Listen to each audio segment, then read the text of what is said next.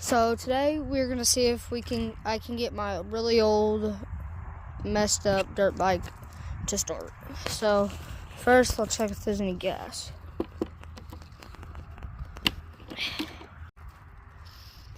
There is literally not a drop. So let's do this. So I got some gas in it, so now let's check if it'll start. Let's see if this thing will start. It's been like 7 months and it's like 50 years old, so.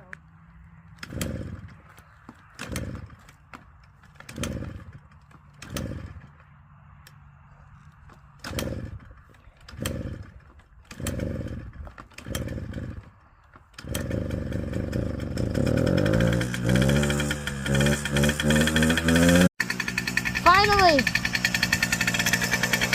I got this bad boy to start. If it'll still drive me, I'll post some videos riding it. And in the meantime, please like and subscribe.